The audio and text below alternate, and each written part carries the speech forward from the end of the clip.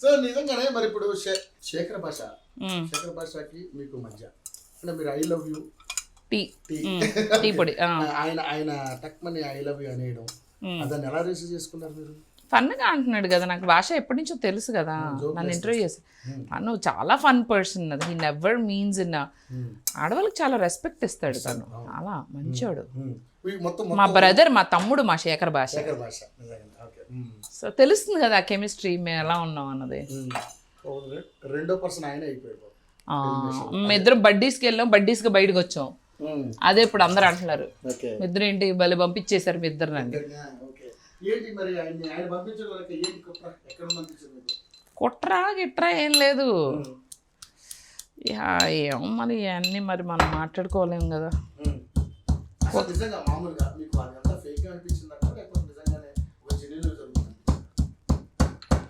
మీరు ఏదనుకుంటే అదే,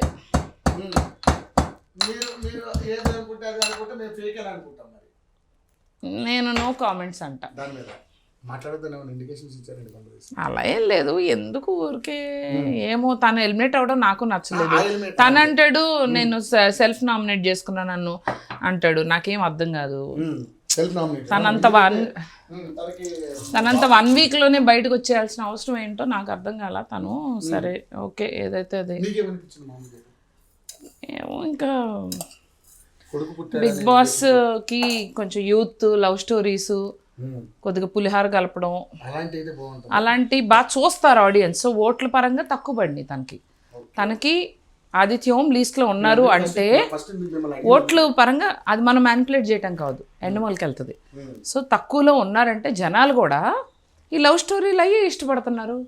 మీరే ఆయన తక్కువలోకి వెళ్ళి ఆ నామినేషన్ జరిగేలా చేశారు కదా, అది మన చేతుల్లో ఉండింది. మనం ఆయనకి సపోర్ట్ చేసి మంచిగా ఓట్లు వేసి ఉంటే తను ఆ నామినేషన్లోనే ఉండేవాడు కాదు. మరి లీస్ట్లోకి వాళ్ళిద్దరు వచ్చారు కాబట్టి ఆ దండలేసి ఆ కార్యక్రమం చేశారు. లీస్ట్లో వెళ్ళేలా చేసింది ఎవరు? ఆడియన్సే కదా, ఓట్లు లేకుండా. అవునా కాదా? సో మీకు లవ్ స్టోరీలు కావాలి, మీకు పులిహారలు కావాలి, మీకు గొడవలు కావాలి, కామెడీలు వద్దు మీకు. అది మరి ఆడియన్స్ చేసింది. బిగ్ బాస్ని అనుకుని ఏం ప్రయోజనం? బిగ్ బాస్ అనే షో కూడా ఎప్పుడు జనాలు బాగా ఇష్టపడే వాళ్ళని తీరు గుర్తుపెట్టుకోండి. అంటే ఇప్పుడు జనాలు ఎవరిని ఇష్టపడుతున్నారు వాళ్ళకి ఎలా తెలుస్తుంది? ఓటింగ్ వల్లే కదా. ఓటింగ్ బాగా వచ్చిన వాళ్ళు ఎందుకు తీస్తారు? వాళ్ళు పిచ్చా తీరు కదా. వాళ్ళు టీఆర్పీ వాళ్ళకే ఇంపార్టెంట్. జనాలు ఎప్పుడు ఫర్ ఎగ్జాంపుల్ బేబక్ బాగా ఓట్లేసి నేను ఇలా ఉంటే నన్ను బయటకు కూడా వచ్చేదని కాదు కదా మరి.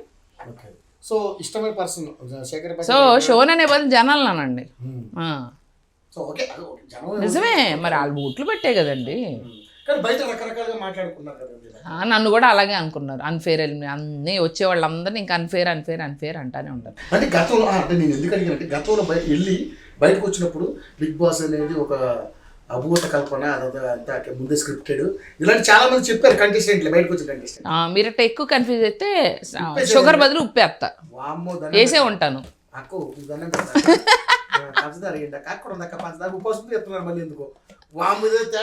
కొద్దిగా పసుపు కొంచెం ఉప్పు వేస్తే అల్లం టీ అదిరిపోద్ది. అది మీకు స్పెషల్, మీకు తరతరాలు గుర్తుండిపోద్ది. మీకే కాదు, మీకు రాబోయే తరాలకు కూడా గుర్తుంటుంది. ఒకనొకప్పుడు బేబక్ అనే ఒక ఆవిడ టీ ఇచ్చిందంట, పసుపు ఉప్పు వేసి అద్భుతం.